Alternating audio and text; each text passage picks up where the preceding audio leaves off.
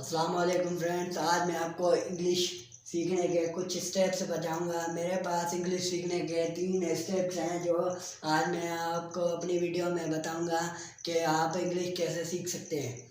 English सीखने के लिए, कोई भी लैंग्वेज सीखने के लिए उसके लेटर आना लाजमी है। सबसे पहले हम लेटर के बारे में कुछ पढ़ेंगे, उसके बाद मैं आपको दूसरे स्टेप्स बताऊँगा। हमारे पास पहला ऑप्शन आता है लेटर का।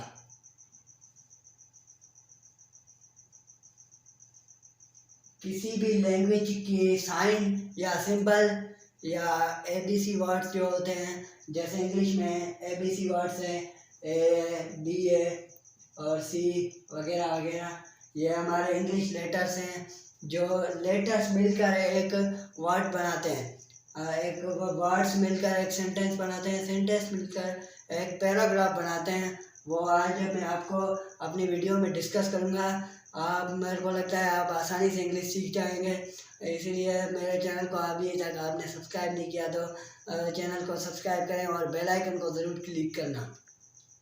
हमारे पास दूसरा ऑप्शन जो आता है लेटर के बाद, वो हमारे पास है word, WORDS, words. Words letter, जब letter are combining together is called a words. Letter जो लफ्ज़ होते हैं, एबीसी के वर्ड जो होते हैं, वो आपस में जब भी मिलते हैं तो एक वर्ड्स बनाते हैं। एक वर्ड लेटर से मिलकर बनता है। तो मैं आपको एक एग्जांपल बता देता हूँ, जैसे CAT, कैट मतलब बिल्ली।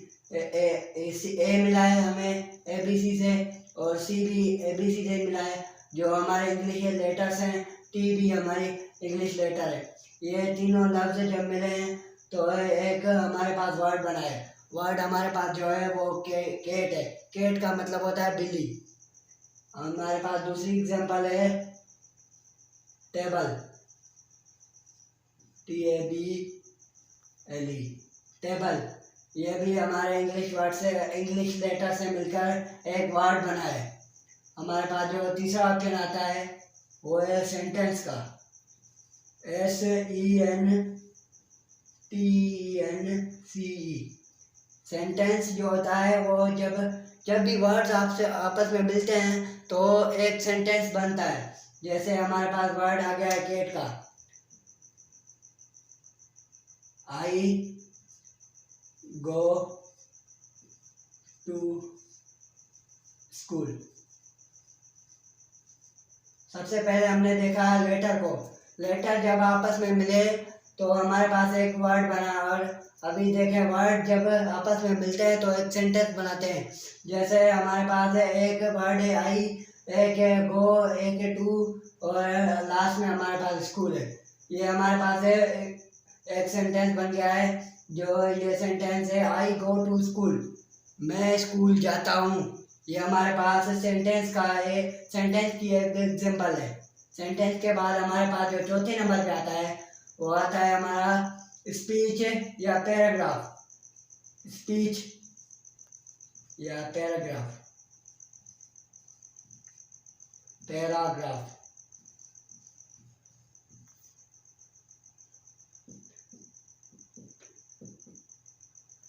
पैराग्राफ जब सेंटेंस जब भी आपस में मिलते हैं तो हमारे पास एक पैराग्राफ या स्पीच बन जाता है। जैसे कि हम कोई भी रीडिंग वगैरह पढ़ते हैं, हमारे स्कूल के बारे में कोई ऐसे वगैरह लिखा जो होता है, वो स्पीच या पैराग्राफ की टाइप पर होता है। जब सेंटेंस आपस में मिलते हैं तो हमारे पास एक पैराग्राफ बनता है। अगर आपको इंग्लिश सीखनी है तो ये चारों चीज़ें आपके पास होना लाजमी है, नहीं तो आप इंग्लिश कभी नहीं सीख सकते। इंग्लिश सीखने के लिए आपके पास पहले तो इंग्लिश के लेटर याद होना लाजमी है। उसके बाद हमारे पास जो वर्ड है वो हमें याद होना लाजमी है। वर्ड की मीनिंग अलग होती है, हर वर्ड की अलग मीनिंग होती है।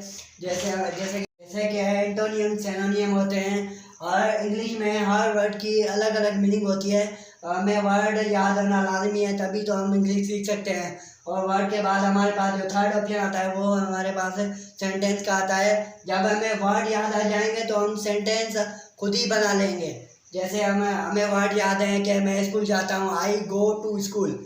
आई भी एक वर्ड है, गो भी एक वर्ड है और टू भी एक वर्ड है, और लास्ट में जो हमारे पास आता है वो स्कूल। स्कूल भी एक वर्ड है। जब सेंटेंस आपस में मिलते हैं तो एक पैराग्राफ की शक्ल अख्तियार करते हैं हमारे सामने। जैसे हम बुक में रीडिंग वगैरह करते हैं और स्पीच वगैरह करते हैं पब्लिक के सामने। जब हम कोई स्पीच करते हैं वो ही हमारे सेंटेंसों से मिलकर बनी हुई है। उसके बाद मैं आपको अभी बताऊंगा कि वर्ड्स क्या होते हैं।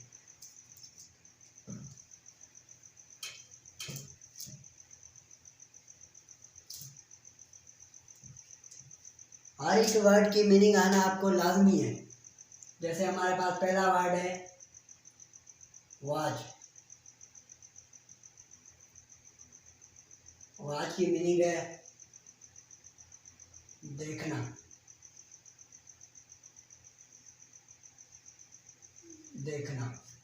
और हमारे पास जो दूसरा वर्ड आता है वो है स्टेप्स। स्टेप्स मतलब मंजिलें। और हमारे पास तीसरा वर्ड जो आता है वो है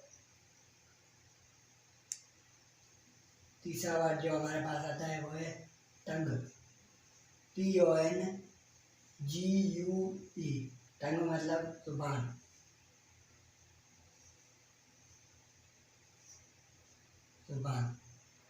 चौथे नंबर पर जो वर्ड आता है वो है लर्न। LEARN। लर्न मतलब सीखना। और हमारे पास जो लास्ट वर्ड है वो है सी। सी का मतलब भी देखना होता है।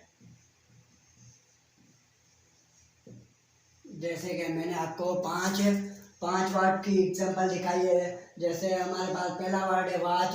वॉच मतलब देखना।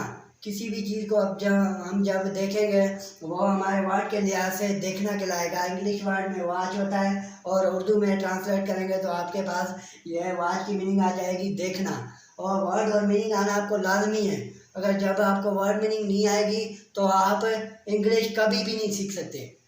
और हमारे पास जो दूसरा वर्ड आता है वो है स्टेप्स का। स्टेप्स मतलब मंजिलें। जब किसी भी सीढ़ी वगैरह पर हमारे चढ़ते हैं वो हमारे स्टेप्स होते हैं। और तीसरे नंबर पर जो हमारे पास है वो है टंग। टंग जो हमारी ये ज़ुबान है ना, ये हमारी टंग कहलाती है। और ये इंग्लिश के वर्ड हमें लाजमी है आना। और चौथा लफ्ज़ जो है हमारे पास लर्न।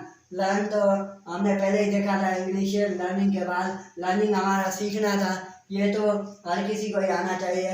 लर्न मतलब सीखना। सी मतलब देखें मैंने आपको पहले ही कहा था एंटोनियम सिनोनियम। इंग्लिश वर्ड वाच की मीनिंग भी देखना थी और सी की मीनिंग भी देखना है। ऐसे ही वर्ड जब हमें याद हो जाएंगे तो हम इंग्लिश आसानी से सीखते हुए जाएंगे। हमारे पास सेंटेंस की एक एग्जांपल मैं आपको दिखाता हूँ। सेंटेंस है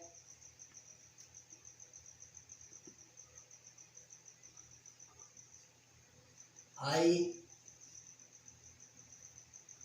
रीड अ बुक। मैं किताब पढ़ रहा हूँ। मैं किताब पढ़ रहा हूँ इसकी उर्दू मीनिंग ये होगी। और ये है हमारे पास एक सेंटेंस है। ये सेंटेंस की मीनिंग आना भी हमारे लिए लाजमी है, नहीं तो हम इंग्लिश नहीं सीख सकते। मेरे पास दूसरी एग्जांपल है वो I watch a cricket match.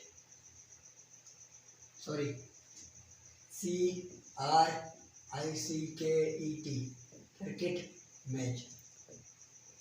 हमारे पास दूसरा जो सेंटेंस आया है उसकी मीनिंग ये है कि मैं क्रिकेट देख रहा हूँ। मैंने आपको पहले ही वर्ड बताया था वॉच का। वॉच मतलब देखना। और हमारे पास तीसरी एग्जांपल जो है वो है I go to visit a park. Visit a park.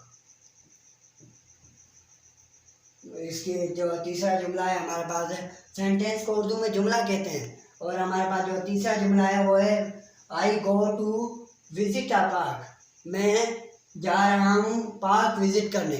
Visit का मतलब होता है घूमना। यह में वर्ड की मीनिंग आना लाजमी है, नहीं तो हम सेंटेंस को नहीं समझ सकते। हमारे पास चौथी एग्जांपल जो है वो ये है, आई ईट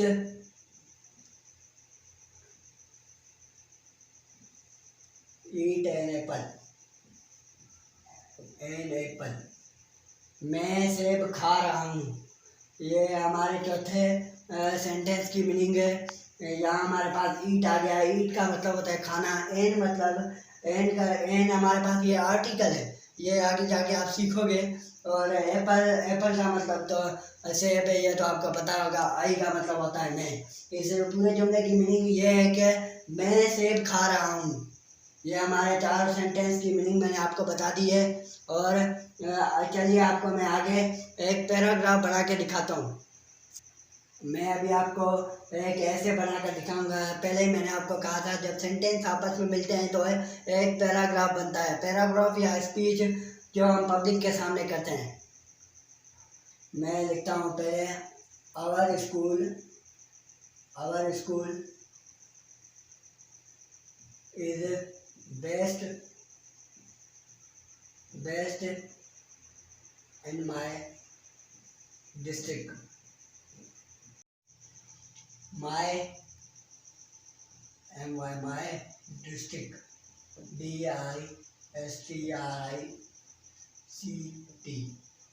district, spelling is a mistake, DISTRICT, district। यह हमारे पास पहला सेंटेंस बन गया है। इसके सेंटेंस की मीनिंग है, our school is best in my district, मेरा स्कूल बेहतरीन अच्छा है पूरे ज़िले में। और मैं आपको दूसरा सेंटेंस लिख के बताऊंगा। ये हमारा एक सेंटेंस हुआ है। दूसरा सेंटेंस ये है, our school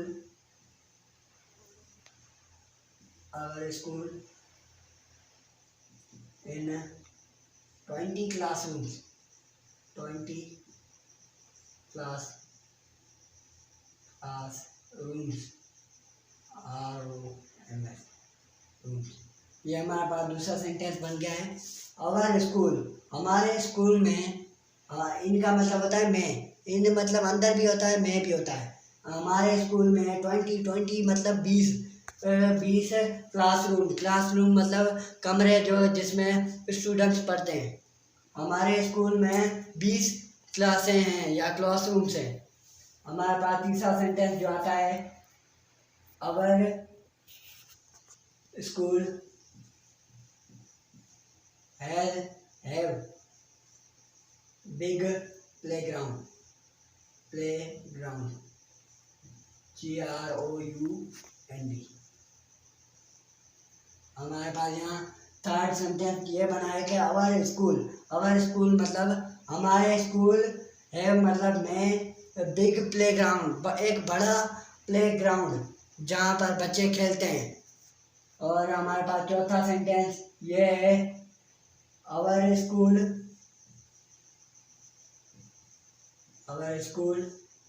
is in 50, numbering में लिख देता हूँ, 50 टीचर्स।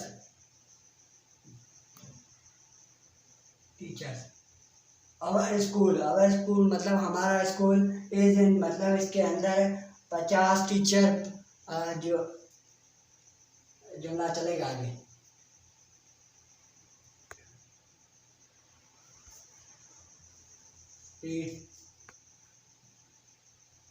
To students.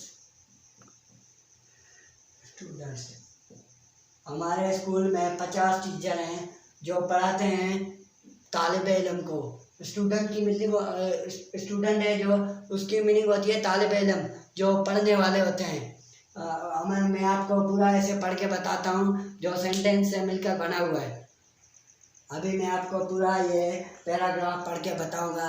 पहले ही मैंने आपको बताया था कि हमें इंग्लिश सीखने के लिए 3 स्टेप्स होना लाजमी है। पहले लेटर था, उसके बाद वर्ड था, उसके बाद सेंटेंस, और लास्ट में जो हमारे पास था पैराग्राफ। मैंने एक ऐसे लिख कर आपको बताया है जो हमारे पास पैराग्राफ की शक्ल में है।